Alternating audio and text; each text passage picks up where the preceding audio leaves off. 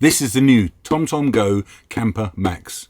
It's taken me 5 goes already to get to this stage, so bear with me. I'm not a product reviewer, guys, but TomTom have sent me this to do an unboxing and do a review for you guys. They've also sent me a second unit to give away to somebody, so stay tuned and I'll let you know how you can win one of these for yourself.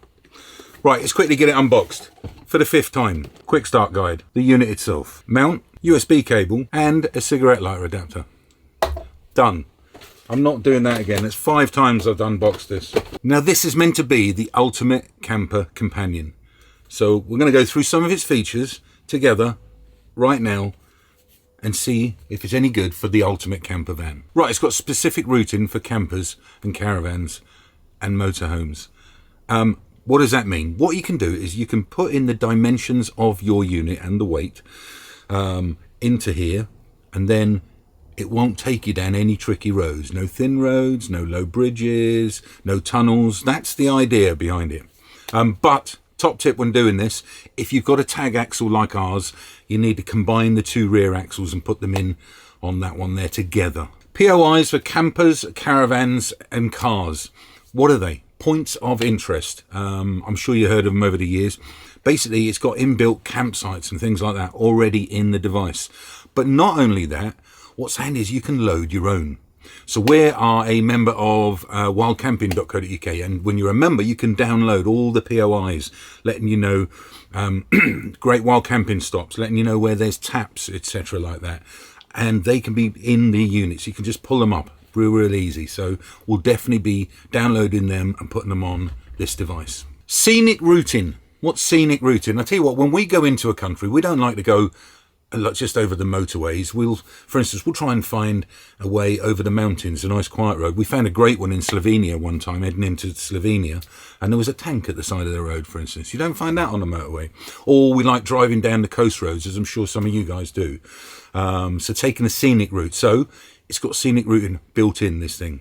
TomTom Traffic. I've heard nothing but good things for TomTom Traffic. We have used Google Maps, some of you may know, for years. We've just used Google Maps. It's not been perfect, I've got to say. But I've heard nothing but good reports from Phil that this TomTom Traffic, where it will share information with other TomTom users. Also, I was looking earlier on the device. It not only shows you the kind of the red where there's, you know, there's real slow stop traffic, or the yellow, but it also shows you where there's roadworks, and that can be kind of handy, or closed roads. So it's got all that information in there, but that's pretty good.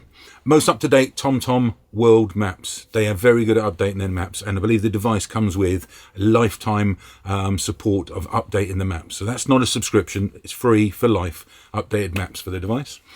3 times faster map updates and built-in Wi-Fi.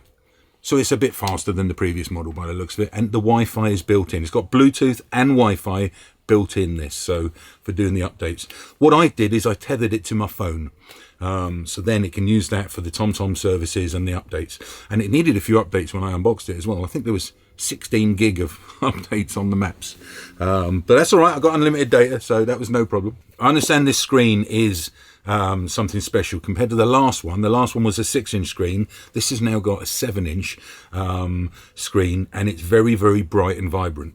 Especially in the sunshine, you can still see it fine. I was testing that earlier. So the screen's a bit of a winner, that screen. 1 year of live speed camera alerts. Now, you shouldn't be speeding, but who doesn't like to know there's a speed camera coming up down the road? So this has got a year's worth of that. After that, again, it's a subscription service, and we'll have a look at the price of that in a second. And then 1 year of live fuel price info. I didn't know this at the time, but this is probably my favourite feature of this device. I was just driving down a road, and it shows, as you come up to a petrol station, it shows you the price of the fuel in the petrol station. And it does this in lots and lots of countries. I'll put a list down here of all the countries that you can get live fuel prices in, quite a few.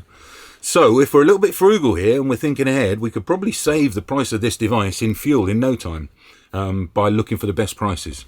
Again, subscription service on that one, but you get a free year, and then we'll look at the price afterwards on that. In fact, I think you can get the speed camera updates and the fuel prices. I think speed car updates are $29.99 for the year after your free year, and you can get this and the fuel prices for $34.99 for that. So that's definitely something I'll be subscribing to after the year.